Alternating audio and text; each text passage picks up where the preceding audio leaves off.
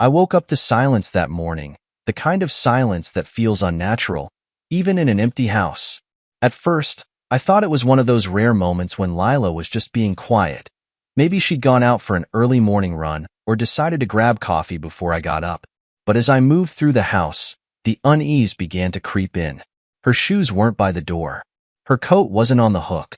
I called out her name, expecting to hear her light-hearted reply from another room, but the echo of my voice was the only response. That's when I noticed the closet. Half-empty hangers dangled awkwardly, her favorite clothes missing.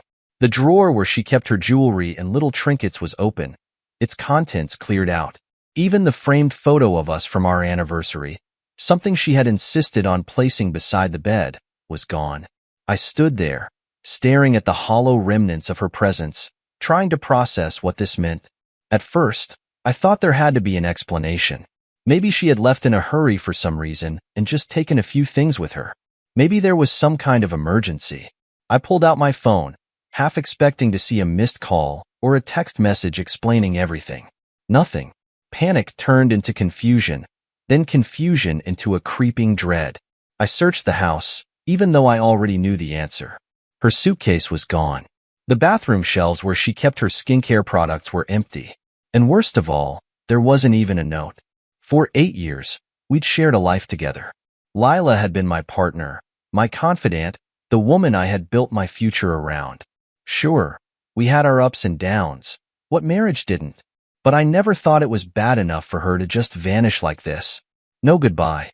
No explanation. Just gone. I sat down on the edge of the bed that suddenly felt too big, too empty. My mind raced, grasping at memories, looking for answers. Had I missed something? Were there signs I had ignored? I replayed our last few weeks together, combing through every conversation, every interaction. There were disagreements, sure. She had been distant lately, more irritable than usual. But nothing to suggest this complete abandonment of everything we had built. I spent the rest of the day trying to convince myself that it wasn't what it looked like. Maybe she just needed space. Maybe she was coming back. But as the hours turned into days, and the days into 2 long weeks, the reality became impossible to deny. She wasn't coming back. At first, I felt devastated. The kind of heartbreak that makes you feel like you're suffocating. I couldn't eat, couldn't sleep. I wandered through the house like a ghost, haunted by her absence. Every little thing reminded me of her. The way she always left her coffee mug on the counter, the stack of magazines she kept by the couch, the faint scent of her perfume lingering in the air. But as the days dragged on, the devastation gave way to something else, anger. Not the kind of anger that flares up and fizzles out, but the deep, simmering kind. How could she do this? How could she just walk away without a word? Without even giving me the decency of an explanation? I had loved her. I had supported her dreams, stood by her through thick and thin. And this was how she repaid me? Friends tried to comfort me, but their words only made things worse. Maybe she's going through something, they'd say. Or, sometimes people just need to find themselves. But none of that felt like an excuse for the betrayal I was grappling with. This wasn't just about her leaving. It was about the way she had done it, the way she had discarded our life together as if it meant nothing. I spent hours replaying our years together, searching for the moment it all started to unravel. When had she stopped loving me? When had I become someone she could walk away from so easily? The questions circled endlessly, gnawing at me, but the answers remained elusive. By the end of those 2 weeks, I was exhausted, physically, mentally, emotionally. The woman I had devoted my life to was gone, and I had no idea why. All I knew was that the life I thought I had, the future I thought we were building, had been shattered. But even in the depths of that heartbreak, there was a flicker of something else, something I couldn't name yet, a seed of resolve buried deep beneath the pain. I didn't know it then, but I was about to uncover a side of myself I hadn't known existed. 2 weeks of silence had passed, each day dragging slower than the last. I was beginning to accept that Lila wasn't coming back, though the questions she left behind gnawed at me constantly. Then the phone rang. The number was unfamiliar, but a strange knot tightened in my stomach as I hesitated before answering. Hello? Hey, loser. The voice on the other end was smug, dripping with arrogance. It wasn't Lila. Hope I'm not interrupting your pity party. My grip on the phone tightened. Who is this? The man chuckled, a sound that made my blood boil. Name's Jeff. Thought I'd introduce myself properly since Lila didn't bother to. I'm her new man. My chest tightened, and for a moment, I couldn't speak. Jeff didn't seem to notice or care. He kept talking, his voice grating on every nerve I had left. Just wanted to let you know, she's doing great. She doesn't miss you, if that's what you were wondering. What do you want? I asked, my tone sharp, though my heart was pounding. Oh, nothing much, Jeff said, feigning innocence. I just thought you'd like to know how well things are going for us. The house is nice, real nice. Thanks for setting it up so perfectly. We're really making it our own. The house. My house. The realization hit like a thunderbolt, and the anger I'd been holding back surged forward. Jeff's voice droned on, something about redecorating and new furniture, but I wasn't listening anymore. My mind was racing, piecing together the implications of his words. Lila hadn't just left me. She had moved Jeff into the home we'd built together, the home I had painstakingly maintained. Thanks for everything, Jeff added, his tone laced with mockery. I guess you're good for something after all. I took a slow, deep breath, forcing myself to remain calm. Letting him see my anger would only feed his arrogance. Jeff, I said evenly, cutting through his rambling, do me a favor. Oh yeah? What's that? Check the house deed again. The line went silent. For a split second, I could almost hear him processing what I just said. Before he could respond, I hung up. My heart was pounding, but a smile tugged at the corner of my lips. Jeff had no idea what he had walked into. The house, which he clearly thought was his prize for winning Lila, was legally mine. Every square foot of it. I had handled all the paperwork when we purchased it, and Lila had left those details to me. She didn't know, or didn't care, that her name wasn't even on the deed. She and Jeff had moved into a house they had no claim to, and I wasn't about to let them keep it. The call left me energized in a way I hadn't felt in weeks. The sadness and confusion that had consumed me were replaced by something sharper, more focused. I wasn't just going to sit back and let them steal what was mine. If they thought they could waltz into my life and take over, they were sorely mistaken. I poured myself a drink and sat down at the kitchen table, staring at my phone. I didn't expect Jeff to call back right away. He needed time to uncover the truth, to realize the extent of their mistake. And when he did, I'd be ready. The thought of Jeff and Lila discovering the reality of their situation brought a flicker of satisfaction. They thought they were untouchable, that they'd pulled off the ultimate betrayal without consequence. But they'd underestimated me. I spent the rest of the evening reviewing the deed, the lease agreements, and every piece of paperwork tied to the house. My lawyer had always advised me to keep my assets well documented, and now that preparation was paying off. Everything was in my name, from the property taxes to the utilities. Lila and Jeff had no legal footing to stand on. The next day passed uneventfully, though I found myself glancing at my phone more often than usual. I knew Jeff would call back eventually. It was only a matter of time. Sure enough, by the late afternoon, the phone buzzed. His name wasn't in my contacts, but I recognized the number immediately. I let it ring for a moment before answering. Hello?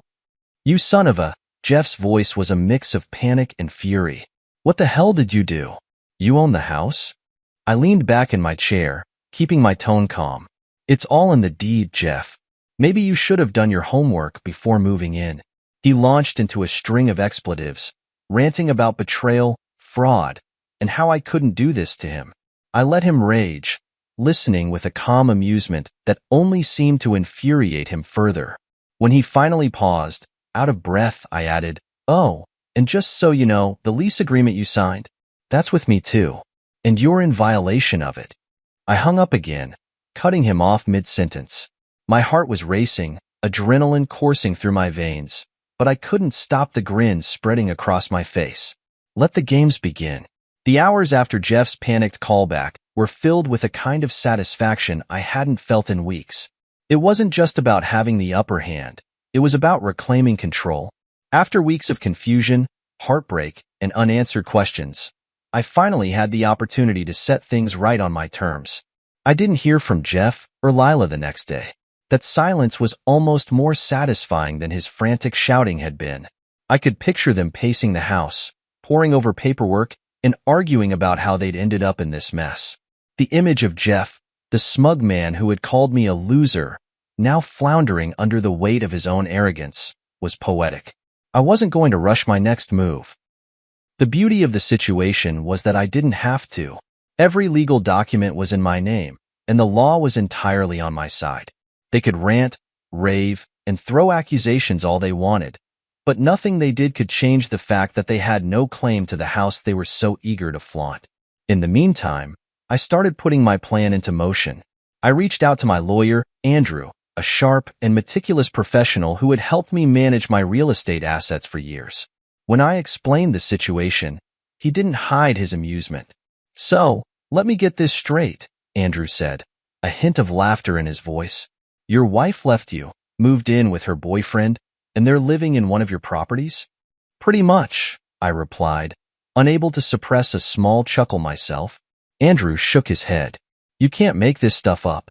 "Well, the good news is you're in the clear. The deed is in your name, and the lease agreement gives you full control. If they're in violation, you have every right to terminate it."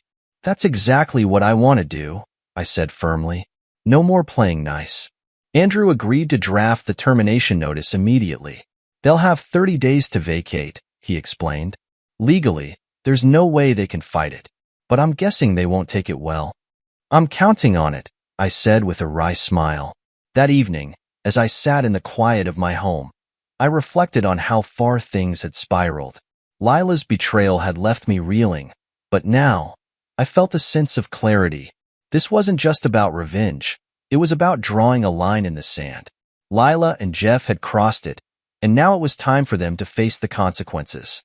2 days later, the termination notice was delivered. I received confirmation from Andrew that it had been served to the tenants, and I waited for the inevitable fallout. It didn't take long. The phone rang just after noon. It was Lila. "Hello?" I answered, keeping my voice neutral. "Nathan," she began, her tone frantic. "What is this notice about? Why are you terminating the lease?" Stop," I interrupted, my voice calm but firm. "You don't get to play the victim here, Lila. You made your choices. You walked out. Now you're living with the consequences." Her voice wavered. But this is our home now. You can't just—" "It's my house," I corrected her. "You don't have a leg to stand on, legally or otherwise." She tried to argue, but her words were a tangled mess of desperation and half-hearted excuses. I didn't have the patience for it. "You and Jeff have 30 days to vacate," I said. "After that, I'll have no problem involving law enforcement if necessary." The line went silent for a moment. Then, in a quieter voice, she asked, "Why are you doing this?" I felt a flicker of something. Was it guilt? Pity? Whatever it was, I pushed it aside.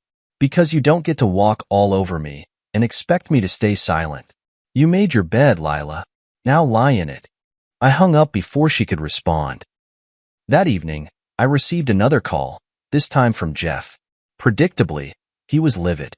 His shouting was barely coherent, a string of insults and threats that only served to reinforce how powerless he really was. I listened in silence, letting him vent until he ran out of steam. "You done?" I asked, my tone calm. "This isn't over," he spat. "We'll see about that," I replied and hung up again.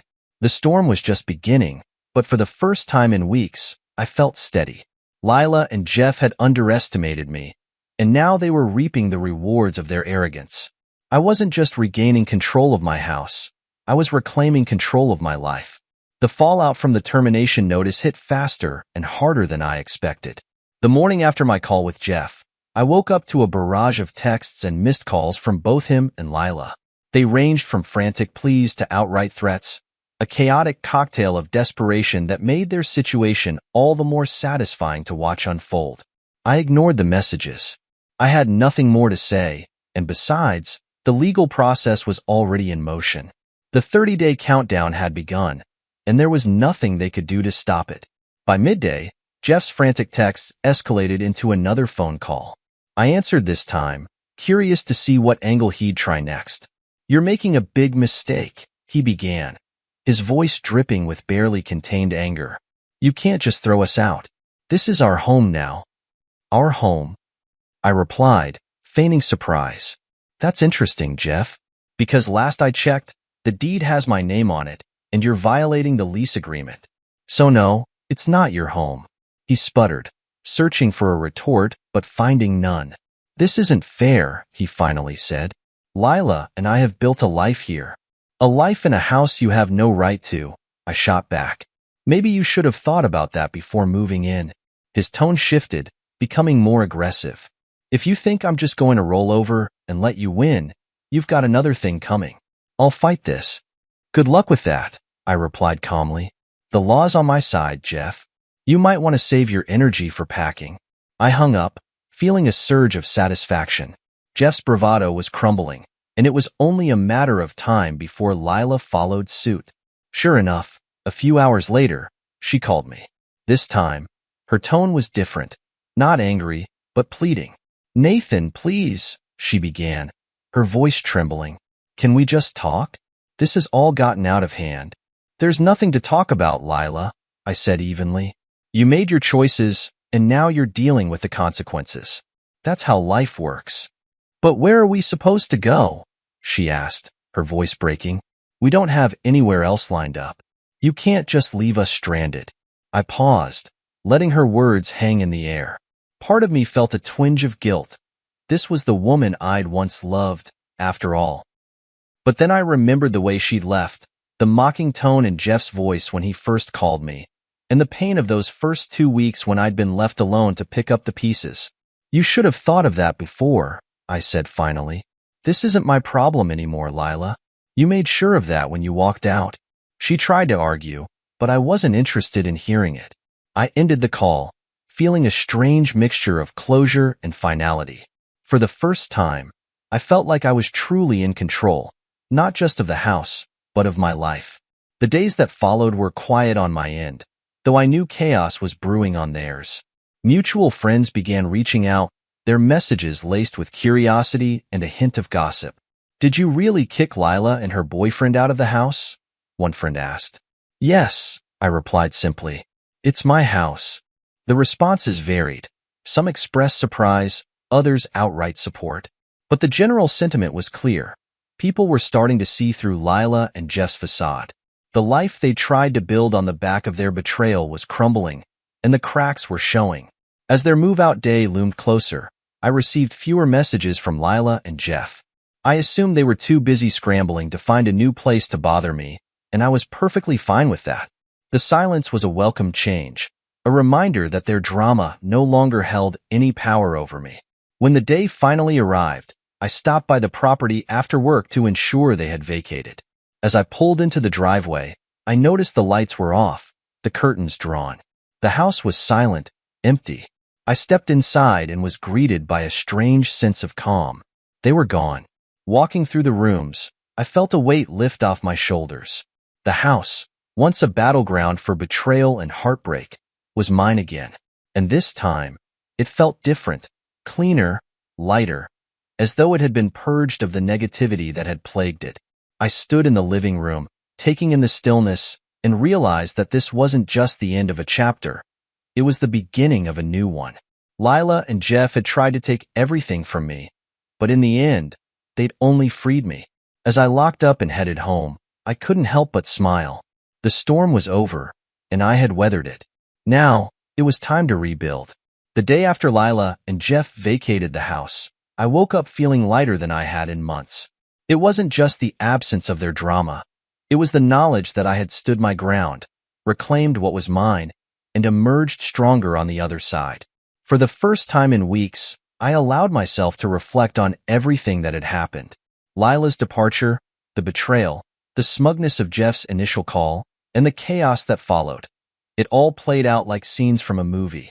But now, the credits had rolled, and I was finally free to write the next chapter of my life. That morning, I drove to the house.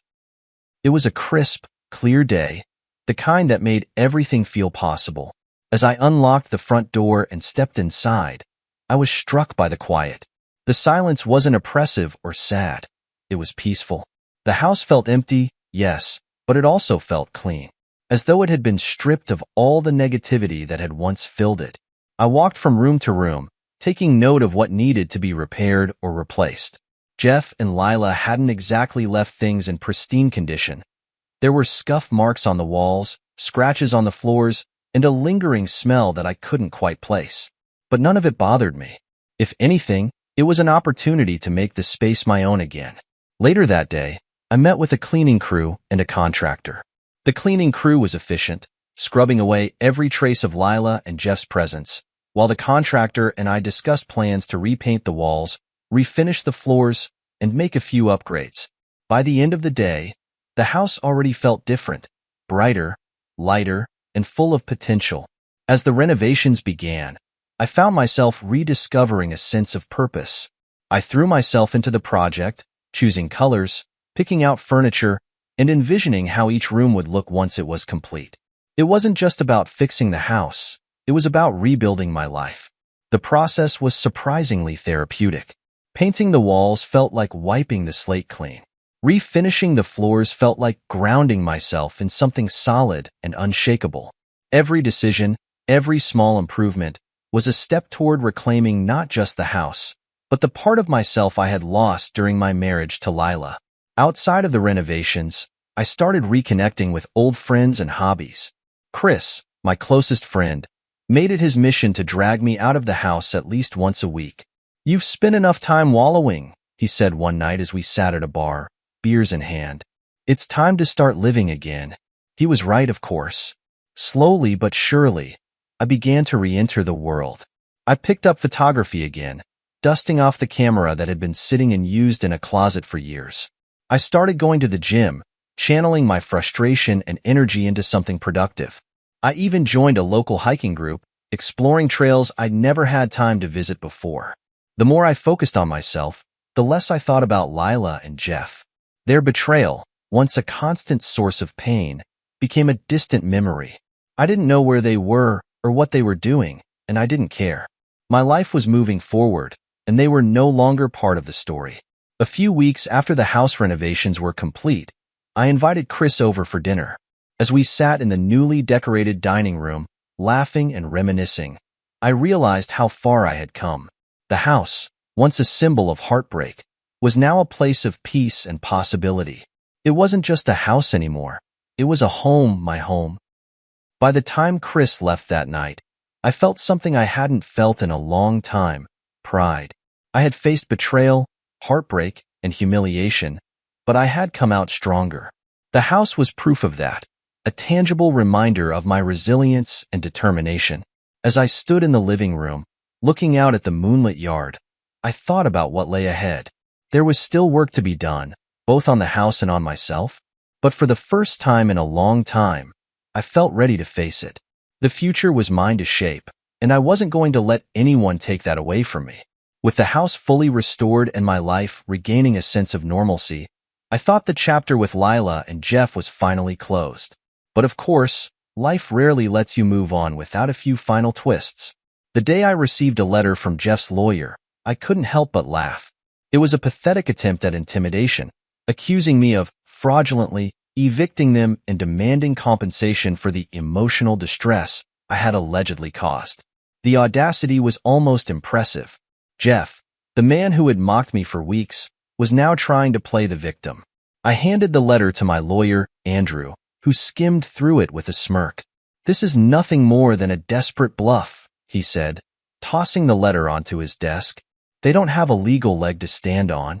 Andrew's confidence reassured me, but I couldn't help feeling a flicker of annoyance. Jeff and Lila had already taken so much from me: my peace, my trust, and the life I thought I was building. Now, they were trying to take my time and energy. But if they wanted a fight, I was more than ready. Over the next few weeks, Jeff's threats escalated. He called, texted, and even showed up outside the house once, yelling obscenities and demanding justice. Each time, I calmly reminded him that he was trespassing and that I had no intention of engaging with his antics. My resolve only seemed to enrage him further, which, admittedly, was satisfying. Meanwhile, Lila's approach was softer. She started sending me long, apologetic messages, claiming she had been manipulated by Jeff and that she deeply regretted her actions. "I never wanted it to end this way," one text read. "I was confused, Nathan. I made a mistake. Please, can we just talk?" Her words might have swayed me months ago, but now they felt hollow. The time for apologies had long passed. I didn't respond to her messages, and eventually, they stopped coming. Jeff, however, wasn't ready to give up. His lawyer sent another letter, this time threatening to sue for damages. Andrew, ever unflappable, crafted a response that was equal parts professional and scathing. He outlined the lease violations, the legal grounds for termination, and the overwhelming evidence in my favor. "If they want to take this to court," Andrew said, "they're going to lose. Badly." The letter seemed to do the trick. Jeff's lawyer went radio silent, and the threats stopped. Once again, I was reminded of how flimsy their entire plan had been. Jeff and Lila had built their relationship on lies, arrogance, and betrayal, and now they were reaping the rewards of their actions. With the legal drama behind me, I finally felt like I could breathe again. The house, now fully renovated, was a haven of peace and stability. My career was thriving, my friendships were stronger than ever, and I was rediscovering passions I had long neglected. Photography, hiking, and even cooking became outlets for creativity and joy, filling my days with purpose. One evening, as I sorted through old files, I stumbled upon the original deed to the house. Seeing my name on that document brought a wave of pride and satisfaction. This house had been a point of contention, a battleground for betrayal, but it was also a symbol of resilience. I had fought for it, not because I needed the property, but because it represented everything I had worked for and refused to let anyone take from me. Chris stopped by later that week, bringing a bottle of wine to celebrate what he called the official end of the Jeff and Lila saga. We sat on the porch, sipping wine and laughing about how far things had come. "You know," Chris said, leaning back in his chair, "a year ago, I was worried about you. But now, you're unshakable, man." I shrugged, smiling. I had to be. They gave me no choice. He raised his glass. "To resilience and revenge." I clinked my glass against his. To moving forward. The legal threats, the betrayal, the heartbreak. It was all behind me now. Jeff and Lila had tried to take everything, but they had only succeeded in teaching me how strong I really was. Their drama no longer held any power over me. My life was my own again, and I was determined to make the most of it. As the sun dipped below the horizon, casting the world in a golden glow, I felt a deep sense of contentment. This wasn't just the end of a chapter, it was the beginning of something new. And for the first time in a long time, I was genuinely excited about what lay ahead. Lila and Jeff's eviction was now a memory, and I was finally starting to enjoy the peace that came with reclaiming my life. Yet, life has a way of letting loose one last storm before the calm truly sets in. About a month after the legal drama ended, word began trickling back to me through mutual acquaintances. Jeff and Lila's relationship was imploding under the weight of stress and mutual blame. It seemed that their so-called perfect partnership hadn't been built to withstand reality. According to Chris, who always seemed to know the latest gossip, Lila had discovered that Jeff wasn't quite the man she thought he was. His flashy lifestyle had been funded by borrowed money and empty promises, and without the stability of my house and my unwitting financial support, the cracks in their relationship had become chasms. "They're not even trying to keep it private," Chris said one afternoon, grinning as he leaned against my kitchen counter. Apparently, she kicked him out of wherever they're staying last week. Some huge blow-up. People are saying Jeff's back to couch surfing. I couldn't help but smile at the irony. The man who had so confidently declared, "I own your wife now," had been reduced to begging for places to crash. As for Lila, she was reportedly trying to piece her life back together, though her attempts to reconnect with old friends and acquaintances were met with mixed reactions. Betrayal, it seemed, had a way of catching up with people. Even so, I didn't feel the schadenfreude I thought I would. Knowing their lives were unraveling brought no real satisfaction, only a quiet sense of closure. They were living with the consequences of their choices, just as I had lived with the fallout of their betrayal. The difference was, I had used that fallout to rebuild, while they had let it destroy them. One afternoon, while I was working in the garden, my phone buzzed with an unexpected message. It was from Lila. I hesitated before opening it, wondering what she could possibly have left to say. "Nathan, I know I have no right to ask, but I wanted to apologize. I see now how much I hurt you, and I hate myself for it. Jeff is gone, and I realize he was never who I thought he was. I was stupid and selfish, and I threw away the best thing I ever had. I don't expect forgiveness, but I needed you to know that I'm sorry." I read the message twice, then set my phone aside without responding. Her apology, while unexpected, didn't stir much within me. There was no anger, no desire to argue or point out the hypocrisy of her words, just indifference. Lila's regret was hers to carry, not mine to absolve. In the following days, I learned through Chris that Jeff had tried reaching out to Lila, hoping to reconcile. She had reportedly refused, finally seeing him for who he truly was. It was ironic, really. She had left me for him, only to realize too late that her dreams of a better life were built on lies. While their drama unfolded in the background, my own life was flourishing. The house renovations were complete, and the space felt like a true reflection of me, calm, grounded, and filled with potential. I had taken up photography more seriously, turning it from a hobby into a side passion that brought me unexpected joy. Weekends were now spent exploring local trails, capturing sunsets, and rediscovering the beauty in the world. The friends who had stood by me during the worst of it continued to remind me that I wasn't alone. Chris was still a constant presence, dragging me to social events and pushing me to step outside my comfort zone. "You're too good a guy to sit around by yourself," he said one night, shoving a beer into my hand at a backyard barbecue. "The world deserves to see this new and improved Nathan." And while I wasn't quite ready to dive into dating again, I had started to entertain the idea. There was a woman in my hiking group who always seemed to end up walking beside me, her laughter brightening even the most grueling trails. It wasn't love, not yet, but it was something. A spark. A reminder that new beginnings were possible. As for Lila and Jeff, their lives had become a cautionary tale, a reminder of the cost of betrayal and the fragility of relationships built on deceit. I didn't wish them ill, but I also didn't waste energy hoping for their redemption. Their journey was theirs to navigate, just as mine was mine. One evening, as I stood on the porch of my newly renovated house, the sky painted in shades of orange and pink, I felt a deep sense of contentment. The chaos, the heartbreak, the anger, it was all behind me now. What lay ahead was a future filled with possibility, one I was ready to embrace with open arms. With the drama of Jeff and Lila firmly in the rearview mirror, I found myself settling into a life that felt entirely my own. The house, once a battleground for betrayal and heartbreak, had become a sanctuary.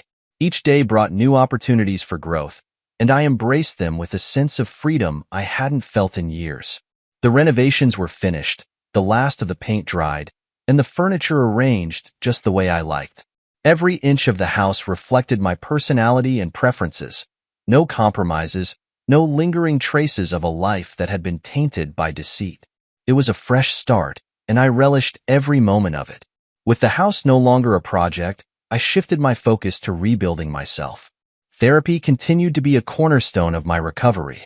Dr. Miller, ever insightful, helped me confront the deeper wounds left by the betrayal. "Healing isn't about forgetting," she said during one session. "It's about finding peace in the memories, even the painful ones." I took her words to heart, revisiting old memories not with bitterness but with curiosity. What had I missed? What patterns had I ignored? The process wasn't easy. There were moments when the weight of those reflections threatened to pull me under. But it was necessary. Each session left me feeling lighter, as though I was shedding the emotional baggage I had carried for years. Meanwhile, my social circle continued to grow. Chris remained a constant source of encouragement, pushing me to step out of my comfort zone. "You've spent enough time in your cocoon," he said one night over dinner. "It's time to spread your wings." And so, I did. I joined a local photography club, where I met people who shared my passion for capturing life's fleeting moments. Our outings became the highlight of my weekends. Wandering through forests, exploring hidden beaches, and chasing sunsets with my camera in hand. Each photo felt like a small triumph, a reminder that beauty existed even in the wake of heartbreak. I also found myself spending more time with my hiking group. The woman who always seemed to walk beside me, her name was Sarah, had an easy way of making me laugh, even when the trail was steep and my legs ached. She wasn't just kind. She was genuine, a quality I hadn't realized I craved until I met her. We started meeting for coffee after hikes, our conversations flowing effortlessly. It wasn't love, not yet, but it was something real, something worth exploring. Through all of this, Lila and Jeff faded further into the background. I heard occasional updates through mutual friends. Lila was working a retail job to make ends meet, while Jeff had moved on to another unsuspecting target. Their story no longer evoked anger or sadness. Instead, it was a distant echo, a reminder of the life I had left behind. One evening, as I stood on the balcony of my house, looking out at the garden I had nurtured back to life, I felt an overwhelming sense of gratitude. The pain of betrayal had once threatened to define me, but now it was merely a chapter in a much larger story. The lessons I had learned about resilience, self-worth, and the importance of setting boundaries had reshaped me into someone stronger, someone wiser. The house, once a symbol of broken dreams, now stood as a testament to my journey. It wasn't just a building. It was a reflection of my growth, my determination, and my ability to rebuild in the face of adversity. As the stars began to dot the night sky, I raised a glass to the future. For the first time in a long time, I felt truly at peace. The road ahead was uncertain, but I was ready to face it with open arms and an open heart. Months had passed since the chaos of Jeff and Lila had finally been put to rest. My life had become something entirely new, a mix of calm, fulfillment, and quiet excitement for the future. The scars of betrayal were still there, but they no longer stung. Instead, they served as reminders of how far I had come. Then, one evening, at a mutual friend's birthday party, I saw her, Lila. It was the first time we'd been in the same room since her move-out day. She looked different. The confident, glamorous woman I had once known was now subdued, her demeanor quieter, almost hesitant. She caught my eye across the room, and for a brief moment, I considered walking away. But curiosity, or perhaps closure, kept me rooted in place. She approached me slowly, as though unsure of how to start. "Nathan," she said, her voice soft, almost timid. "Lila," I replied, keeping my tone neutral. "I wasn't sure if you'd come," she admitted, glancing around the room. "It's been a while." "It has," I said simply, letting the silence fill the space between us. I wasn't going to make this easy for her, nor did I feel the need to. She shifted uncomfortably. "You look good. Happy." "I am," I replied honestly. "Life's been good to me." She nodded, her eyes flickering with something I couldn't quite place. Regret, perhaps, or longing. "I've heard about some of the things you've been doing. The photography, the house renovations. It sounds like you've really turned things around." I shrugged. "I've been busy." The conversation felt stilted, and I had no desire to prolong it. But before I could excuse myself, she spoke again, her voice tinged with hesitation. "Nathan, I just want you to know, I'm sorry for everything." I paused, letting her words sink in. Months ago, I might have craved this apology, might have thought it would bring some sense of closure. But now, standing in front of her, I realized I didn't need it. I had already made peace with the past, and her words, while sincere, couldn't change what had happened.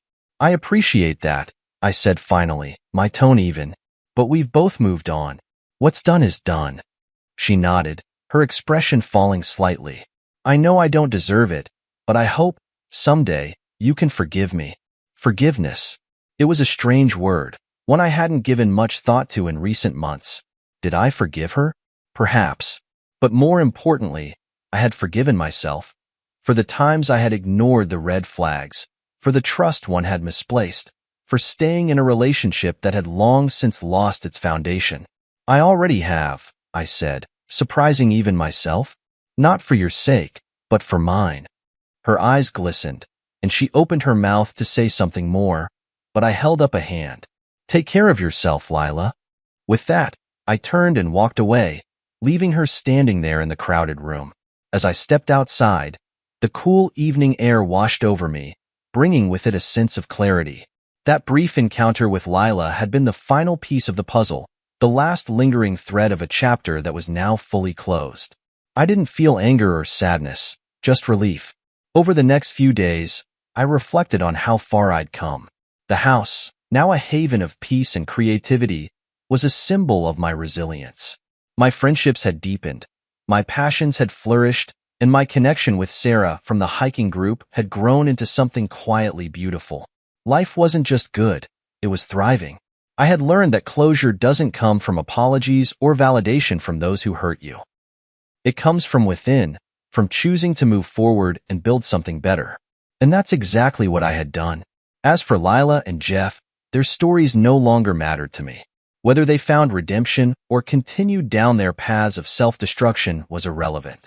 My focus was on my life, my growth, and the possibilities that lay ahead. One evening, as I sat on the porch of my house, camera in hand, watching the sun dip below the horizon, I felt a profound sense of contentment. This was my life now, simple, fulfilling, and entirely my own, and I wouldn't trade it for anything. Looking back, I never imagined that betrayal would become the catalyst for the life I now lived. The scars Lila and Jeff left behind were once raw and painful, but time had turned them into marks of resilience. They reminded me of what I had endured, but more importantly, they showed me how far I had come. The house was no longer just a building. It was a sanctuary. Every room was a reflection of my choices, my growth, and my independence. The once shared spaces that had felt hollow after Lila left were now filled with laughter, friends, and new memories. The walls were lined with photographs I had taken, snapshots of trails I'd hiked, sunrises I'd chased, and moments of joy I'd rediscovered. Sarah had become a significant part of my life. What had started as casual hikes and coffee meetups had blossomed into something steady and meaningful. She was different, grounded, genuine, and kind in a way that felt refreshing after years of navigating the stormy waters of my past relationship. With her, there was no pretense, no agenda, just a shared appreciation for life and the moments that made it worth living. One evening, as Sarah and I sat in the garden, she turned to me with a smile. "You know, you've built something really special here," she said, gesturing to the house, the garden, and the life I had pieced back together. It wasn't easy, I admitted, my gaze drifting to the horizon, but it was worth it. And it was. Every painful moment, every sleepless night, every hard-fought step forward had led me to this point. I had learned to value myself, to set boundaries, and to embrace the things that truly mattered. Occasionally, I'd hear whispers of Lila and Jeff's lives. Lila was reportedly working a string of jobs to make ends meet, her once glamorous life a distant memory. Jeff, predictably, had moved on to another woman, leaving behind a trail of broken promises and burned bridges. Their stories no longer carried any weight in my life. They were simply echoes of a chapter one had closed. The final closure came one afternoon when I received a letter in the mail. It was from Lila. Her handwriting was shaky, and the envelope carried no return address. I hesitated before opening it, unsure if I even wanted to read what she had to say. "Nathan, I don't know if you'll ever read this, but I needed to write it. I've spent a lot of time reflecting on everything that happened, and I want you to know how deeply sorry I am. You didn't deserve what I did to you. I was selfish, and I let my own insecurities and desires destroy something good. I've lost a lot since then, and while I know I can't undo the damage, I hope you find happiness. You deserve it." I folded the letter and placed it in a drawer, unsure of what to do with it. Her apology, while appreciated, didn't change anything. I had already moved on, but it felt like a fitting epilogue to the story. Lila's acknowledgement of her actions was her burden to carry, not mine. As the months rolled on, I continued to build a life that felt authentic and fulfilling. My photography turned into a small business, with clients reaching out for portraits and nature shoots. The house became a gathering place for friends and family, its walls echoing with laughter and warmth. One evening, as I stood on the porch, watching the sun set over the horizon, I felt a profound sense of peace. The betrayal that had once consumed me was now a distant memory, overshadowed by the life I had created. Lila and Jeff had tried to tear me down, but in the end, they had only pushed me toward a better version of myself. This was my life now, one built on resilience, self-respect, and the unwavering belief that even in the face of betrayal, it's possible to rebuild. The future was wide open, and for the first time in years, I was excited to see what it held. As the stars began to dot the sky, I raised a glass to the past, not in anger or regret, but in gratitude. It had shaped me, taught me, and ultimately set me free. And with that, I stepped inside, ready to embrace whatever came next. I never expected to hear from her again, not after the way she walked out on me, her heels clicking against the pavement as if punctuating the finality of our marriage. Not after she made it clear that I wasn't enough, that love, loyalty, and years of shared dreams meant nothing if they weren't wrapped in the kind of wealth and status she craved. And yet, here it was, an invitation. It arrived in an elegant white envelope, the kind that smelled faintly of expensive perfume and entitlement. The gold-embossed lettering spelled out my ex-wife's name, Delilah Chambers, alongside another name that made my lips curl into a smirk. Victor Belmont. Belmont, as in the Belmonts, the kind of family that didn't just own skyscrapers but entire city blocks. The kind of people who turned their noses up at men like me, men who built their success with their own two hands instead of inheriting it. I let out a short laugh, tossing the invitation onto my desk like it was a joke. She was marrying into one of the most powerful families in the city.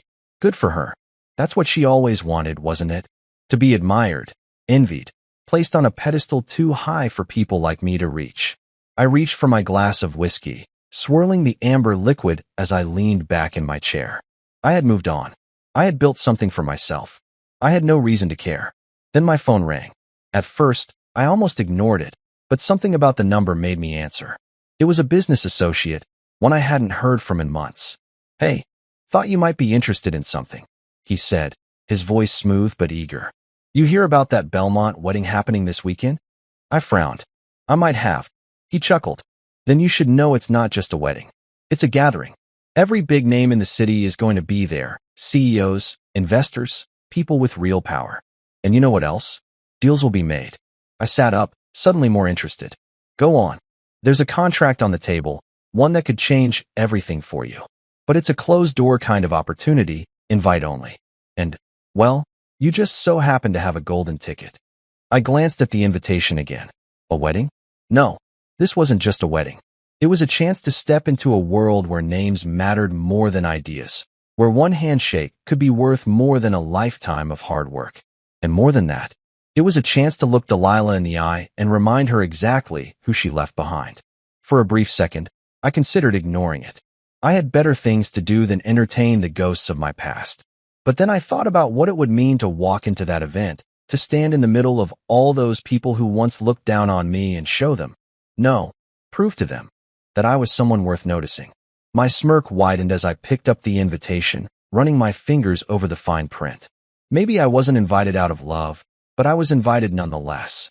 And I had every intention of making my presence unforgettable. I stood up, walking over to my closet, my mind already spinning with possibilities. If Delilah wanted to parade her perfect life in front of me, fine. But I wasn't the same man she left behind. I had built something. I had climbed, scratched, and fought my way into a position of power. And now, fate had handed me an opportunity wrapped in gold lettering. I wasn't about to waste it. By the time the weekend arrived, I was more than ready. I chose my suit carefully, sleek, tailored, expensive, but not gaudy.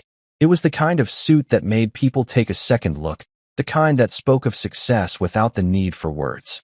I ran a hand through my hair, smoothing it down before grabbing my keys. The venue was a grand estate on the outskirts of the city, the kind of place with towering gates and manicured gardens that stretched as far as the eye could see. As I drove up, a valet opened my door, nodding politely. I handed him the keys, adjusting my cuffs as I stepped onto the marble pathway leading to the entrance. Music floated through the air, mingling with the sound of laughter and clinking glasses. Chandeliers dripped from the ceilings inside, casting a golden glow over the extravagance that only money could buy. I took a slow breath, my lips curling into a subtle smile. I belonged here. As I stepped further into the room, eyes turned toward me. Some faces lit up in recognition, others twisted in confusion. And then there were the whispers, the hushed murmurs of disbelief. But none of it mattered, because the moment Delilah laid eyes on me, everything else faded. For a fraction of a second, her perfectly poised expression cracked. Her lips parted slightly, her grip tightening on the champagne flute in her hand. I lifted my glass in a mock toast, watching the way her eyes flickered with something she tried desperately to suppress. She had moved on, yes, but seeing me standing there, unbothered, untouched by the life she abandoned me for, that was a wound money couldn't heal. And just like that, I knew this wasn't just going to be an evening of networking. This was going to be something much, much more interesting. Because if I had learned anything from my years of struggle, it was this. When people think they've won, they let their guard down. And tonight, Delilah and her entire world were about to learn that I was never the kind of man who stayed down for long. I moved through the crowd with practiced ease, my presence commanding silent attention.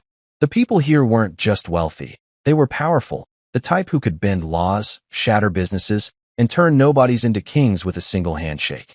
And tonight, I was one of them. The champagne in my glass barely mattered.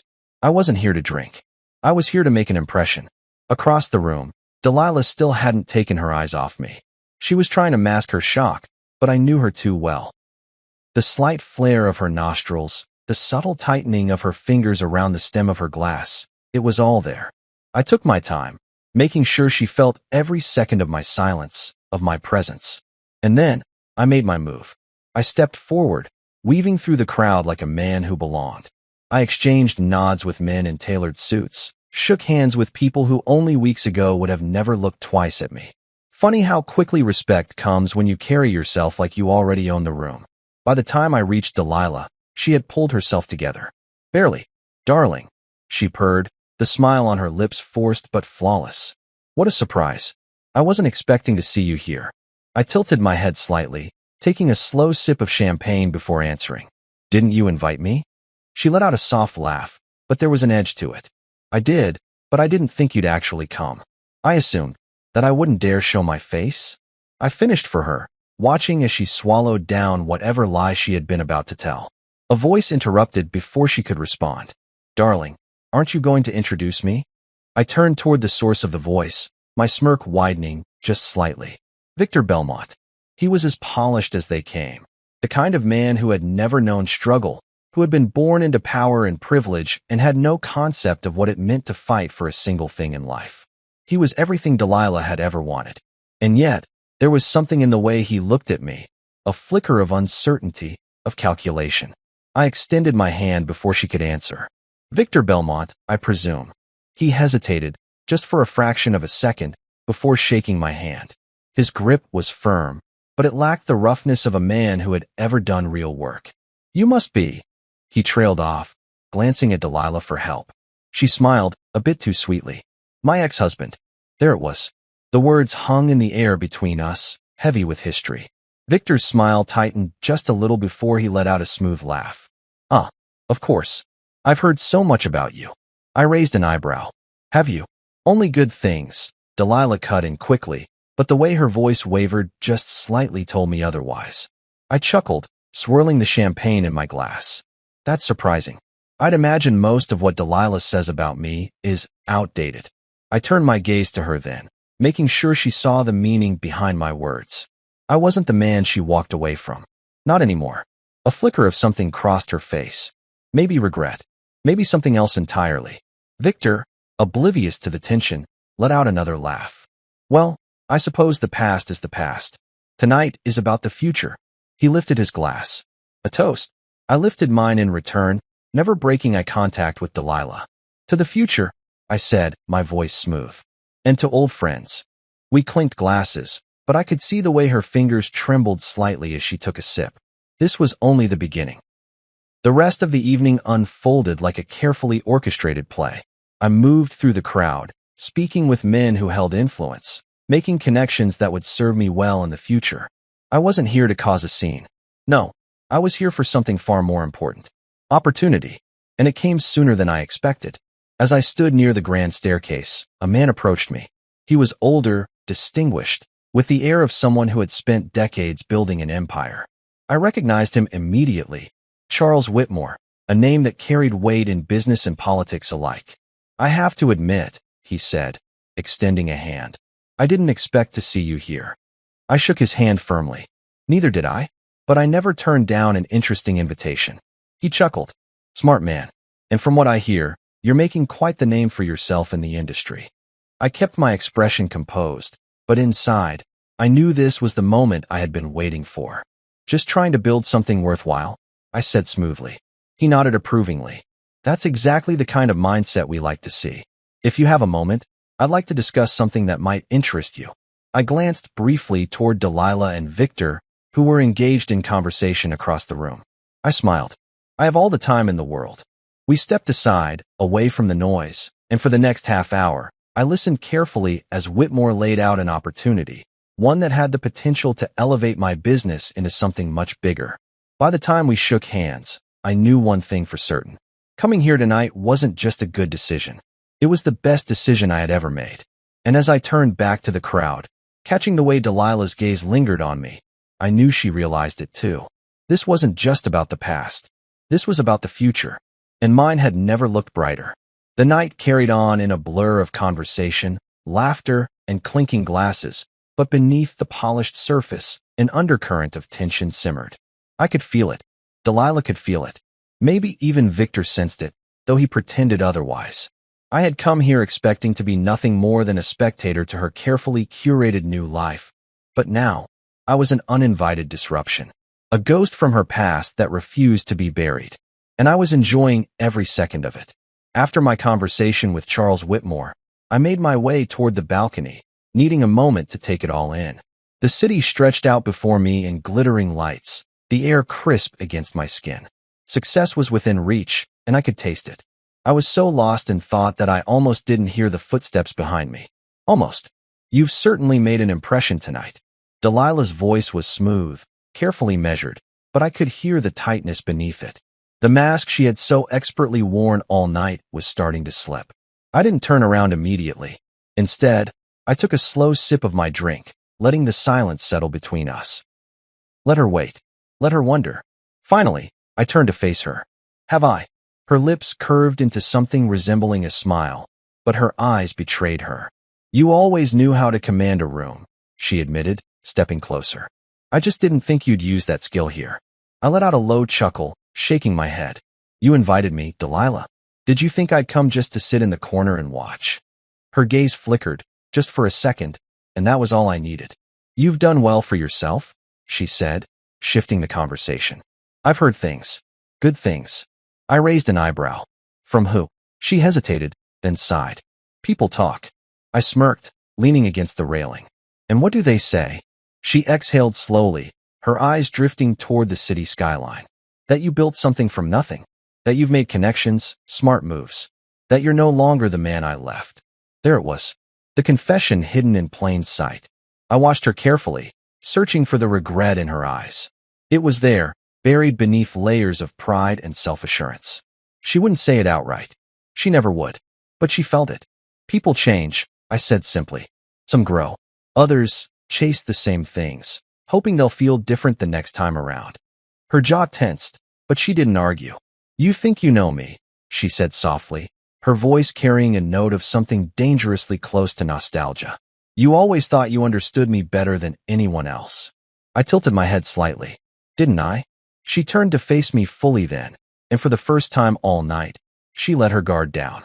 "Maybe you did," she admitted. "Once." A beat of silence passed between us, heavy with words left unsaid.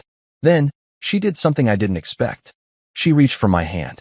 It was subtle, just the faintest brush of her fingers against mine, but it was enough to send a ripple through the space between us. I didn't pull away. Not immediately. But I didn't lean in, either. Instead, I studied her, watching the way her carefully constructed world was starting to crack around the edges. "Does he know?" I asked quietly. Does Victor know that some part of you still wonders if you made the right choice? Her breath hitched, just slightly, but she recovered quickly. I love him, she said, the words coming too fast, too rehearsed. I smiled, slow and knowing. That wasn't my question.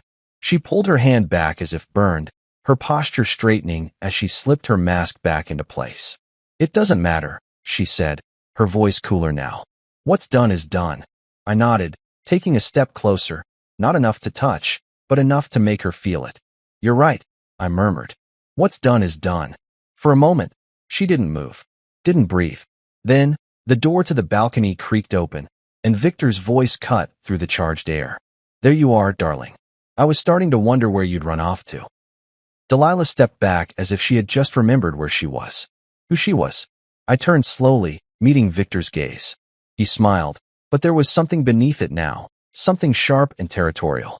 Interesting. I was just congratulating Delilah, I said smoothly, slipping my hands into my pockets. On her engagement.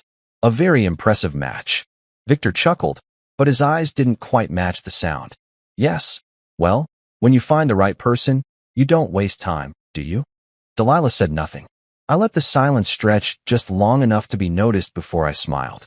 No, I suppose you don't. Victor wrapped an arm around her waist, a silent display of ownership, of victory. But I wasn't playing his game. I had already won. Delilah knew it. And, whether he admitted it or not, so did Victor. Enjoy the rest of your evening, I said smoothly, stepping past them and heading back inside. I didn't look back. I didn't need to. Because as much as Delilah wanted to convince herself that she had left the past behind, the past had a funny way of staying exactly where it wanted to be. I didn't need to look back to know Delilah's eyes were still on me. Some ghosts refused to be exorcised, and I had just reminded her that the past wasn't buried. It was alive, breathing, and standing in the middle of her carefully curated life. As I re-entered the grand hall, the music swelled, a classic waltz wrapping around the room like a spell meant to distract from the power games being played beneath the surface. Couples glided across the marble floor, but their eyes were watching, their ears listening. Every interaction at an event like this was a transaction, every smile a contract signed in subtle glances. I had come here for a reason, and I wasn't about to waste any more time dwelling on Delilah's regrets. A waiter passed by, and I exchanged my empty glass for another drink before scanning the room. I had already made an impression, but now it was time to secure something tangible, something that would make this night more than just a game of psychological warfare with my ex-wife. And then I saw him. Daniel Kensington, a man whose name carried weight in industries I had only recently begun to step into. A man who had the power to open doors that remained firmly shut to most. He was standing near the bar, engaged in conversation with a group of men who all looked like they had never known what it meant to struggle. His presence exuded control, tailored suit, expensive watch, a posture that suggested he owned not just the room, but the people in it. I approached with deliberate steps, waiting for the right moment to insert myself into the conversation. When the man speaking to him let out a laugh, shaking his head at some joke I hadn't caught, I made my move. Gentlemen, I said smoothly, nodding toward Kensington. Daniel Kensington, I presume? His sharp blue eyes flickered toward me, analyzing me in a split second before offering a polite, if somewhat intrigued, smile. You presume correctly, he said, shaking my hand with the firm grip of a man who knew his worth. And you are? I introduced myself, keeping my tone confident but unassuming. The best way to enter these circles was not with arrogance, but with the quiet assurance of a man who belonged. I've been meaning to cross paths with you, I admitted, swirling my drink as I spoke. Your name seems to find its way into conversations whenever real power is discussed. He chuckled, taking a sip of his whiskey. Flattery will get you far, but I assume you're here for more than just compliments. I nodded. I am. You've built an empire on strategic investments, on recognizing potential before the rest of the world catches up. I admire that. He studied me for a moment, as if deciding whether or not I was worth his time. And what is it that you do? I build things, I said simply. From the ground up. His interest piqued. Go on. I took a measured breath, ensuring that what I said next would hold weight. My company is on the verge of something big. Expansion, acquisition, the kind of moves that can change an industry. But to take that next step, I need the right partners. He leaned back slightly, intrigued but cautious. And you think I'm the right partner? I smiled. I think you're the kind of man who sees opportunity where others see risk. There was a beat of silence before he let out a slow, knowing chuckle. I like that answer. Good. I had his attention. Now, I needed to seal the deal. I didn't get the chance. Because just as Kensington was about to speak again, a voice interrupted us. I hope I'm not intruding, Victor Belmont said, stepping into the circle like a king surveying his kingdom. I resisted the urge to sigh. Of course. Kensington's expression shifted slightly, acknowledging Victor with the kind of respect that only came from shared wealth and influence. Victor, didn't expect to see you over here. Victor's smile was as polished as ever. I make it a habit to stay aware of important conversations. His gaze flicked to me, and the meaning behind his words wasn't lost on me. I smirked. Then I suppose you know that Kensington and I were in the middle of something. Victor's expression didn't falter. I'm sure whatever it was can wait. There it was. The challenge. I knew exactly what he was doing. This wasn't about business. This was about control. He had seen me talking to Delilah, had witnessed the way she looked at me, and now, he was asserting himself in the only way men like him knew how, by flexing his influence. But I had no intention of backing down. I turned to Kensington, keeping my expression calm. Would you excuse us for a moment? Kensington raised an eyebrow but nodded, stepping aside just enough for Victor and me to have a conversation that wouldn't be overheard. I faced Victor fully, letting the silence stretch between us. You're making a lot of noise tonight, he said, swirling the amber liquid in his glass. People are starting to notice. Good, I replied evenly. That was the goal. He chuckled, shaking his head slightly. You really don't know when to quit, do you? I met his gaze without hesitation. No, I don't. And that's what makes me dangerous. His jaw tightened just slightly, a crack in his otherwise perfect facade. You think you can just walk in here and take what you want? I tilted my head. Isn't that what you did? For a second, something dark flashed across his face. A flicker of possessiveness. Jealousy, maybe. Oh, so that was it. This wasn't just about business. This was about Delilah. He had everything he ever wanted. The wealth, the power, the name. But deep down, he still saw me as a threat. Not because of what I had built, but because of what Delilah felt when she saw me. I leaned in just slightly, lowering my voice. She still thinks about me, doesn't she? His entire body tensed, but he forced a smirk. You're delusional. I chuckled. Maybe. But you and I both know that people like Delilah don't change. She left me because she thought I wasn't enough. But now, I gestured around the room. Now she's looking at me like she made a mistake. And you hate that, don't you? Victor's smile was gone now. I had hit a nerve. He straightened, finishing the last of his drink in a single swallow before stepping back. Enjoy the rest of your night, he said, voice clipped. I will, I said smoothly. He turned on his heel and walked away, but I knew I had won this round. And as I glanced across the room to where Delilah was watching, her expression unreadable, I realized something. I had already won the next one too. The evening was far from over. Victor had walked away, but his presence still lingered like a storm waiting to break. I knew men like him. They didn't accept defeat gracefully. They didn't walk away from a challenge without plotting their next move. I had rattled him, shaken the foundation of what he believed to be a perfect life, and now, he'd be waiting for his chance to strike back. Good. Let him try. I turned my attention back to the crowd. The ballroom was still alive with chatter, laughter, and the clinking of crystal glasses. People who mattered were here, and I wasn't done making an impression. Then, the music shifted. The slow hum of a waltz filled the air, and couples began drifting onto the dance floor, hands clasping, bodies swaying in practiced elegance. It was the kind of dance that exuded refinement, tradition, a ritual of power as much as romance. And that's when I saw her, Delilah, standing at the edge of the dance floor, poised like a queen surveying her court. The gown she wore shimmered under the golden chandeliers, a deep emerald green that complemented her skin perfectly. She was breathtaking. She always had been. But tonight, there was something else in her expression, something I recognized all too well. Conflict. She was watching me. Not Victor. Not the guests. Me. And then, as if the universe itself had a sense of humor, Victor reappeared at her side, extending his hand. I watched as she hesitated, just for a second, but it was long enough. long enough for me to see that doubt had crept into the cracks of her carefully built facade. She finally took his hand, and he led her onto the dance floor, his grip possessive, his posture stiff with something close to desperation. He was trying to prove a point. I almost laughed, but I wasn't going to let him win this round. I set down my drink and stepped onto the dance floor, weaving through the couples with purpose. If this night was a game, then I was about to make my next move. I tapped a gentleman on the shoulder, a man I vaguely recognized as one of the city's elite, offering a polite smile. Mind if I cut in? His partner, a stunning brunette in a deep red gown, barely concealed her intrigue. He, on the other hand, looked momentarily taken aback, but then shrugged. Be my guest. I took the woman's hand smoothly, leading her into the next turn of the waltz. It was effortless, practiced, but my focus wasn't on my partner, it was on Delilah. She noticed. Her eyes locked onto mine, even as Victor spun her around in an attempt to draw her attention back to him. But it was no use. She was watching me, so I let the moment stretch. Let the music carry me across the floor in a perfectly timed display of control. I leaned in slightly to my dance partner, offering a whispered compliment that made her laugh softly. Nothing intimate. Just enough to make Delilah wonder.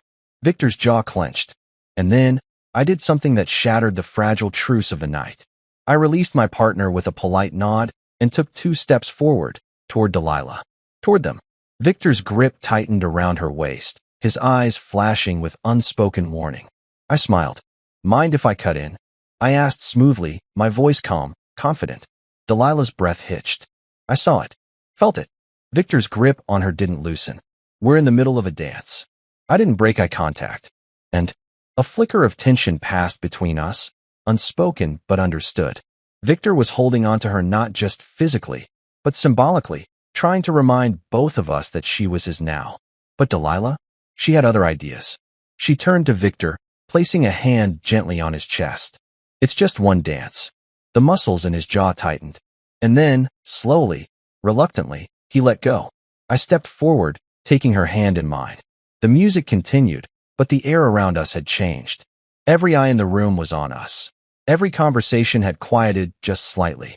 I pulled her in, my hand settling lightly against her waist. Brave move, I murmured. She swallowed. You put me in a difficult position. I chuckled. I just gave you a choice. She met my gaze then, something dangerous flickering behind her eyes. And what exactly do you think this proves? I spun her effortlessly, guiding her back into step with the rhythm. That you're still the same Delilah I knew, I said quietly. Still drawn to the fire, even when you know it can burn you. She exhaled sharply, but there was no denying it. There was something electric in the space between us. The ghost of what we once were. The pieces of what we could have been. Victor was watching. I could feel his glare from across the room, but I didn't care. Because in this moment, Delilah was mine again. For the duration of this dance, for the length of this song, the past was no longer the past. She was the woman I had loved, and I was the man she had walked away from. As the final notes of the waltz filled the air, I slowed our movements, pulling her just a fraction closer before releasing her hand. Her breath was uneven, her lips slightly parted. I leaned in, just enough for only her to hear. You can pretend all you want, I murmured, my voice low and deliberate. But we both know this story isn't over. She didn't respond. She didn't have to. Because in the silence that followed, in the way her fingers lingered against mine for just a second too long, I had my answer. The music stopped. I stepped back. And as I walked away, leaving her standing there with her perfect fiancé, in her perfect life, I knew one thing for certain. I had just changed the rules of the game. I didn't look back. Walking away from Delilah after that dance was a calculated move, just like everything else I had done tonight. I had nothing to prove to her, not anymore. The way her breath hitched, the hesitation in her step, the way Victor's hand had hovered possessively over her arm as if trying to reclaim her, those were proof enough. But despite my composed exterior, something inside me burned. Maybe it was the old wounds resurfacing. Maybe it was the undeniable fact that, no matter how much time had passed, Delilah and I still had unfinished business. Whatever it was, I pushed it down. I wasn't here for nostalgia. I was here to win. And I had just taken another piece off the board. As I left the dance floor, I felt the eyes of the guests following me. Whispers trailed behind, speculation bubbling beneath polite conversations. I had disrupted the perfect illusion of Delilah's new life. And in a room full of people who thrived on status, that was something worth talking about. Good. Let them talk. I reached the bar, signaling to the bartender for another drink. I needed a moment to regroup, to redirect my focus back to the real reason I was here: power, influence, business. Delilah was a distraction, one I couldn't afford to entertain for much longer. Bold move, a voice murmured beside me. I turned slightly, meeting the gaze of a woman I hadn't noticed before. She was striking, tall, poised, with the kind of quiet confidence that only came from knowing exactly who she was. She lifted her glass in a subtle toast. Not many men would challenge Victor Belmont in his own domain. I smirked. I don't see it as a challenge. She raised a perfectly sculpted eyebrow. No.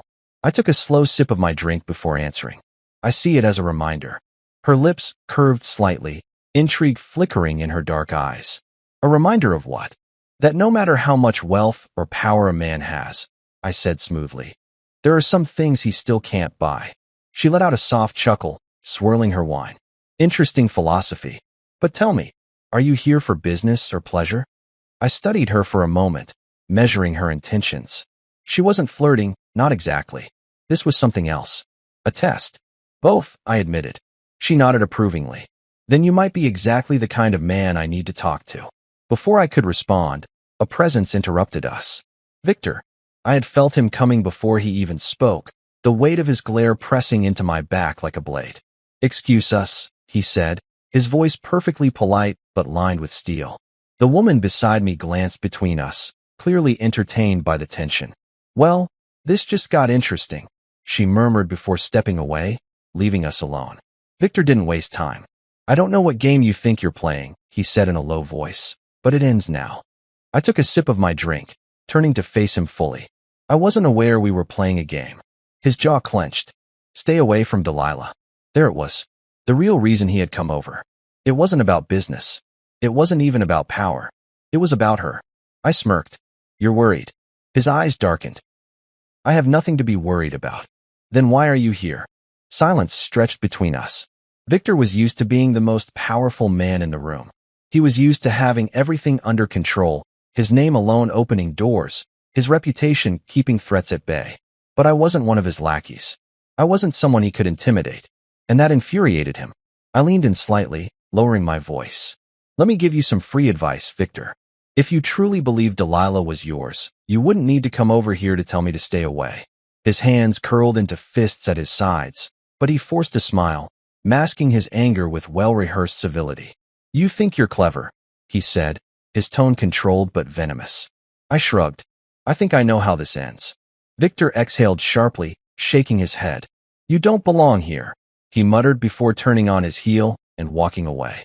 I watched him go, amusement flickering through me. Victor was unraveling. And Delilah? She was already lost. An hour later, I was outside, taking a moment to breathe in the crisp night air. The event was still in full swing inside, but I needed a break from the stifling walls of power plays and forced smiles. Then, I heard footsteps behind me. I didn't need to turn to know who it was. Delilah. I shouldn't be out here, she said softly, stopping a few feet away. I smirked, keeping my back to her. And yet, here you are. She let out a shaky breath. Victor is furious. Sounds like a him problem. She hesitated. Why are you doing this? Finally, I turned to face her. Doing what? She swallowed hard. Stirring things up. Putting yourself in his orbit. Dancing with me. I stepped closer, watching as her breath hitched again. Tell me the truth, Delilah, I murmured. If I hadn't come tonight, would you have even noticed I was gone? Her lips parted, but no words came out. I tilted my head. Would you have spent the whole night completely content, perfectly happy, never once thinking about the life you left behind? She clenched her jaw. It's not that simple. I reached out, brushing a stray strand of hair from her cheek. She didn't move away. No, I agreed. It never is. She closed her eyes for a moment, as if trying to steady herself. When she opened them again, they were filled with something raw. I chose this life, she whispered. I nodded. You did. She swallowed. And you have no idea how much I wanted it to be enough. My chest tightened, but I didn't let it show. Instead, I leaned in just slightly, my voice barely above a whisper. And is it? She didn't answer. She didn't need to. The silence said everything. And just like that, I knew. Delilah's perfect world was starting to crack. And I was the fault line running straight through it. The silence stretched between us, thick with unspoken words, the weight of history pressing against the night air. Delilah stood before me, her eyes flickering with something she refused to name. Something she wasn't ready to admit. But I could feel it. She was unraveling. And for the first time since she had walked out of my life, she wasn't sure she had made the right choice. I took a slow step closer, my voice measured but firm. You never answered my question. She swallowed hard. Which one? I tilted my head slightly, watching her carefully. Is it enough? Her lips parted, but no words came. That was answer enough. I reached for her, my fingers brushing against hers. Not quite a touch, not quite a withdrawal. She didn't pull away. You always had a way of making things complicated, she whispered. I let out a low chuckle. I think you do that all on your own. She exhaled sharply, shaking her head as if trying to shake me out of her mind. I should go. But you won't, I said, my voice low and certain. Her jaw tightened. Victor isn't here. That made her pause. Her eyes darted toward the entrance of the estate, as if she expected him to appear at any moment. But we both knew the truth. Victor wasn't the problem. I was. She was afraid of what this moment meant, afraid of what it confirmed. That despite all her efforts to move forward, despite the wealth, the security, the carefully curated life, she still wasn't free of me. Tell me something, I murmured, stepping closer. When you're with him, do you think about me? Her breath hitched. That's not fair. I gave her a slow, knowing smile. That's not an answer. She looked away, her fingers clenching into fists as if physically trying to hold herself together. You have no idea what it's been like, she whispered, her voice strained. I narrowed my eyes slightly. Then tell me. She let out a bitter laugh, shaking her head. You wouldn't understand. Try me. She hesitated, and for a second, I thought she would shut me out, walk away, put up the wall she had spent years building. But then, something cracked. I thought it would be different, she admitted, her voice barely above a whisper. I thought if I had everything I ever wanted, I'd feel complete. I studied her, my chest tightening at the confession she hadn't meant to say out loud. And she laughed again, but there was no humor in it. And I don't. The words hit me harder than I expected. Because as much as I wanted to believe I had come here for business, for power, for something bigger than her, the truth was simpler than that. I had wanted to hear those words. I had wanted to know that I wasn't the only one who had spent nights wondering, questioning, feeling the ghost of what we once had. I took another step, my voice quiet but firm. Then why are you still here? She looked up at me, something desperate flickering behind her eyes. Because leaving once was hard enough. I let the weight of her words settle. She was telling me the truth. She had built this life because she had to believe it was better than what we had. She had convinced herself that walking away had been the right choice, that choosing security over love had been the smart decision. But now she wasn't so sure. I reached up, tracing my fingers lightly along the curve of her jaw. She didn't flinch. She didn't move away. Her breath was uneven. Her pulse was racing. And then, the moment shattered. Delilah. Victor's voice sliced through the air, cold and sharp. She jerked away from me as if burned, spinning to face him. He stood at the entrance of the terrace, his expression unreadable, but I could see the storm brewing beneath it. Delilah opened her mouth as if to say something, but nothing came out. Victor's gaze flicked to me, his jaw tightening. I think it's time we left. For a moment, she didn't move. For a moment, I thought. But then, she nodded, swallowing hard. Okay.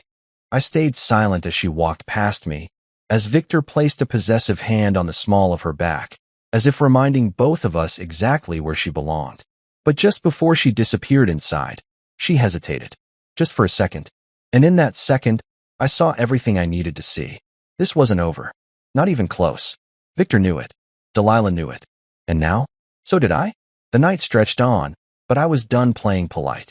I had already won in the ways that mattered.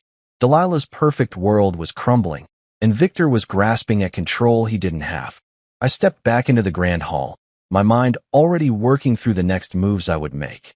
Business opportunities, connections, power plays. There were still things to secure before the night was over. But before I could take another step, someone caught my arm.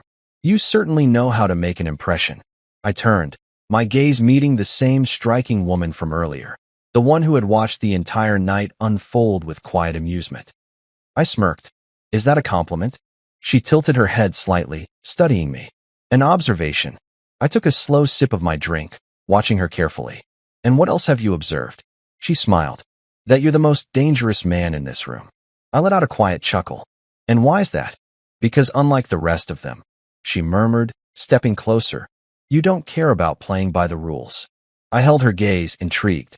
Tell me something, she said, her voice softer now. What's your endgame here? I exhaled slowly, glancing toward the crowd, toward the spot where Delilah and Victor had disappeared. Then, I turned back to her, my smirk widening just slightly. Winning. She studied me for a moment longer before lifting her glass in a subtle toast. Well then, she said, taking a sip of her wine. Let's see if you do. And just like that, I knew. This night was far from over. Winning. It was a simple word, but one that carried weight. I had said it without hesitation, without doubt. But as I stood there, the night unfolding around me, I realized something. Winning came at a price. And I was just starting to see what that price was. The woman in front of me, the one who had been watching, calculating, measuring my every move, smirked slightly, her dark eyes full of intrigue. You're an interesting man. I raised an eyebrow. Am I? She nodded, sipping her wine. Most men in this room either chase power or inherit it. You? You take it. I chuckled.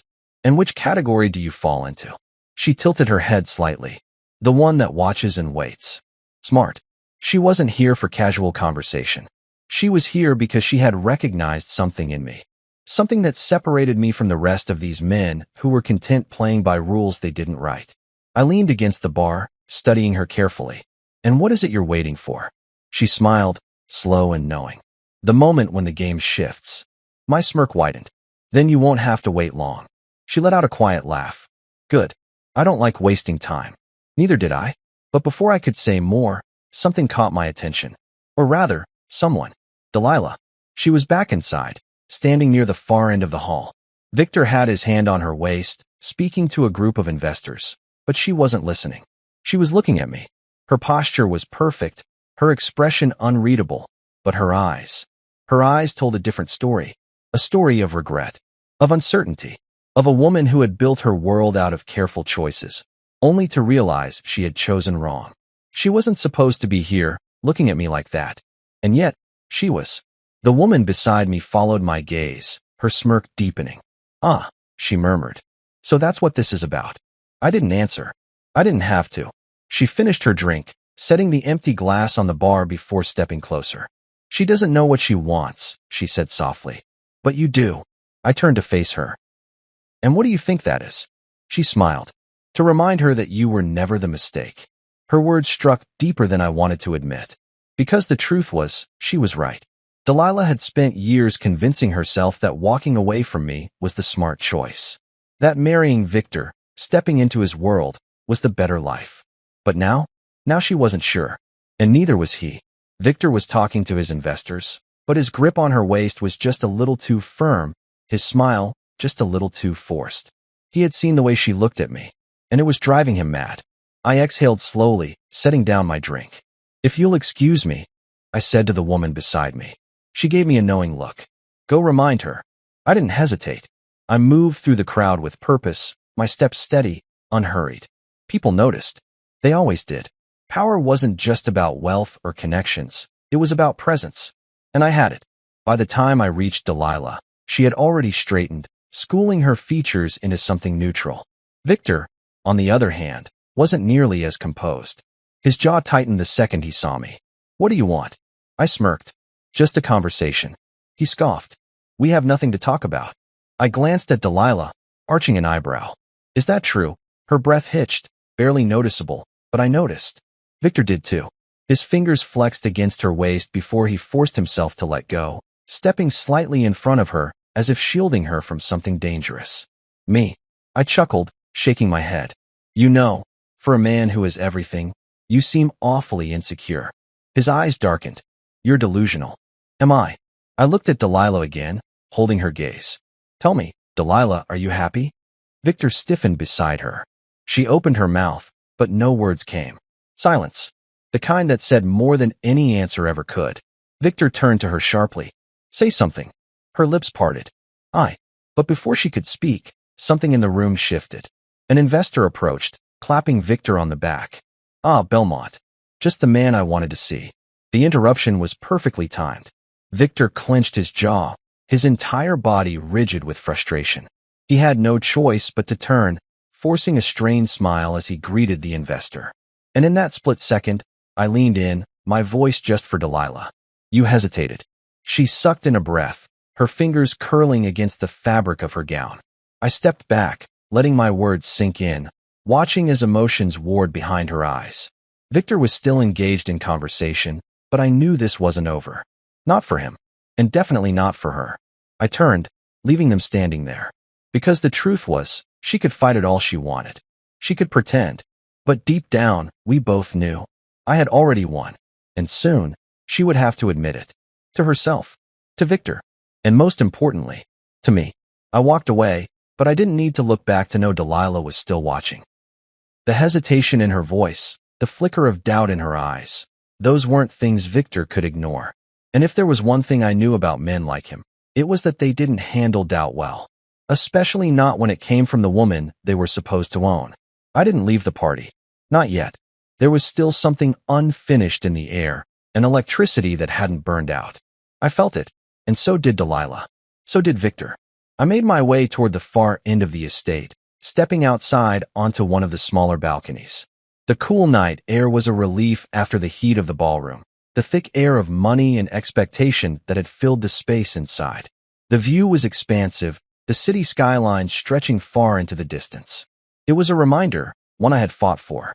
This city had tried to break me, had tried to convince me that men like Victor were the only ones who ever won. But I had made my own way. And now, Victor wasn't just looking at me as a threat. He knew I was one. I leaned against the railing, taking a slow breath, letting the night settle around me. And then, footsteps. Soft, hesitant, but deliberate. I didn't have to turn around to know who it was. Are you following me now? I murmured, a slow smirk tugging at my lips. Delilah exhaled, the sound of it uneven. No, a beat of silence. I just needed some air. I finally turned, taking her in. Her hair was slightly looser now, a strand falling over her shoulder. Her breathing was shallow, her lips parted like she had something to say but didn't know how to say it. She looked undone, and I had a feeling she hated that. I tilted my head slightly. Victor let you out of his sight. She tensed, but didn't argue. That was answer enough. I stepped closer, slow and deliberate. He's angry, isn't he? She swallowed. He has a right to be. I raised an eyebrow. Because you hesitated? She flinched, just slightly, but I saw it. Because I let you get under my skin, she whispered. Her honesty caught me off guard. For the first time tonight, she wasn't trying to perform, to act like she had everything under control. She was just Delilah, the woman I had loved, the woman who had walked away, the woman who now stood before me, completely unguarded. I took another step closer, leaving barely any space between us. So what are you going to do about it? She let out a shaky breath, her eyes flickering between mine. I don't know. That wasn't good enough. I reached out, tucking a loose strand of hair behind her ear, my fingers lingering just long enough to make her shiver. You do, I murmured. You just don't want to admit it. Her breath hitched, and for a second, just a second, I thought she might close the space between us. But then, Delilah. Victor's voice cut through the air like a blade. She tensed immediately, her body stiffening as she turned. Victor stood in the doorway, his expression unreadable, but his fury unmistakable. I took my time, lowering my hand, stepping back just slightly, but not enough to erase what had just happened. Victor's eyes darkened. He looked between us, the pieces clicking together in real time, his grip tightening around the glass in his hand. Go inside, he told Delilah, his voice low, controlled. She hesitated, and that was all it took. Victor's jaw clenched, his fingers curling into a fist at his side. Now, I watched Delilah's entire body go rigid, her mask snapping back into place. Without another word, she turned and disappeared inside. Victor waited until she was gone before stepping forward. I didn't move. I didn't have to. He stopped inches away from me, his breath sharp, his hands still clenched at his sides. I should break your jaw. I smirked. You could try. His nostrils flared. You think this is a game? I tilted my head. Isn't it? His teeth clenched so tightly I thought they might crack. Stay away from her. I chuckled. Now why would I do that? His breathing turned shallow, rage rolling off him in waves. Because she's mine. I let the word hang in the air, the weight of it suffocating. Then, I leaned in just slightly, my voice low. Are you sure about that? Victor exhaled sharply, stepping back like I had just struck him. You're pathetic, he muttered. Chasing a woman who left you. You think she'll ruin everything she's built for you? For this? I shrugged. She's already hesitating, isn't she? Victor went still. I saw it then. The crack in his armor, the flicker of doubt that he had been desperately trying to suppress all night. He knew I was right. He just didn't want to believe it. I straightened. Adjusting my cufflinks like this was nothing more than a casual conversation. You know, Victor, the thing about men like you. You think money and power can buy loyalty. I smiled. But love? Love doesn't work that way. His entire body stiffened, his fingers flexing at his sides. For a second, I thought he might actually hit me. I almost wanted him to. But then, he exhaled, forcing himself to take a step back. You're nothing, he muttered, shaking his head. And nobody trying to play in a league he doesn't belong in. I smirked. And yet, here you are, standing in front of me, afraid of what happens next. His jaw ticked. I leaned in one last time, my voice quiet. You should be. Victor didn't respond. He turned on his heel and stormed inside, his anger practically vibrating off him. And as I stood there, alone on the balcony, I realized something. Victor was already losing. Because when a man like him started to fear losing something, he had already lost it. And Delilah? She wasn't his anymore. She just didn't know it yet. I didn't follow Victor inside. I didn't have to. The damage had already been done. Delilah might still be wearing his ring, still standing by his side, but her heart wasn't in it. Not anymore. And Victor knew it. That's why he had come to me. Why he had clenched his fists and spat out threats like a man drowning in his own insecurities. Because men like him only fight when they know they're losing. I exhaled slowly, the cool night air grounding me. The night wasn't over, but in every way that mattered, I had already won. And yet, there was something lingering in the air, something unfinished. I turned back toward the grand hall, stepping inside once more. The atmosphere was still alive with laughter, conversation, and the quiet hum of power shifting beneath the surface. But I wasn't interested in any of it anymore. I was only interested in her. Delilah stood near the far end of the room, her posture perfect, her mask securely in place. To anyone watching, she was the picture of poise, of elegance. But I saw the truth. Her fingers were curled slightly, gripping the edge of her champagne glass like it was the only thing keeping her steady. Her smile was just a little too tight, her eyes scanning the room as if searching for an escape. And when her gaze met mine, she froze. A beat of silence stretched between us. Then, slowly, I started walking toward her. She didn't move, didn't look away, didn't even breathe. By the time I reached her, the tension between us was a living thing, crackling like fire between us. She swallowed. You shouldn't be here. I smirked. And yet, here I am. Her grip on her glass tightened. Victor is furious. I chuckled, tilting my head slightly. Good. Her eyes darted toward the crowd, scanning for him. This isn't a game, you know. I leaned in just slightly, lowering my voice. Isn't it? Her breath hitched, and I saw it. The way her resolve wavered. The way she was standing on the edge of something dangerous and didn't know how to step back. I reached out, gently taking the glass from her hand and setting it aside. Tell me the truth, Delilah. She hesitated. I stepped closer, my voice quieter now. Do you love him? She inhaled sharply, her entire body going rigid. And then, she turned away. She didn't answer. Because she couldn't. I smiled. That's what I thought. She exhaled shakily, gripping the back of a nearby chair for support. This isn't fair, she whispered. I tilted my head. What isn't? She looked at me then, her eyes filled with something raw. You. Being here. Making me question everything. I reached for her, my fingers brushing against her wrist. Then maybe you already know the answer. Her eyes burned into mine, but before she could speak, someone cleared their throat behind us. Victor. Of course. I turned slowly, finding him standing just a few feet away, his expression a mask of cold fury. The room had gone quiet. People were watching, waiting. Victor's eyes flicked to Delilah. It's time to go. She hesitated. That hesitation was all it took. His lips curled in frustration, but he masked it quickly, stepping closer. Now, I could have stopped her. I could have reached for her hand, could have whispered one more thing that would have tipped her completely over the edge. But I didn't. Instead, I smirked, watching as Victor gritted his teeth and gently took her arm, guiding her toward the exit. He thought he was walking away with her, thought he had won. But as she passed me, her fingers brushed against mine. So soft, so fleeting, barely a touch at all. But enough. Enough for me to know that this wasn't over. Not by a long shot. And as Victor led her away, his grip just a little too tight, his shoulders just a little too tense, I chuckled under my breath. Because men like Victor? They never understood the most important rule of all. You can't keep something that doesn't belong to you. And Delilah? She was already gone. She just hadn't said it out loud yet. But she would. Soon. And when she did, I'd be waiting. Checkmate.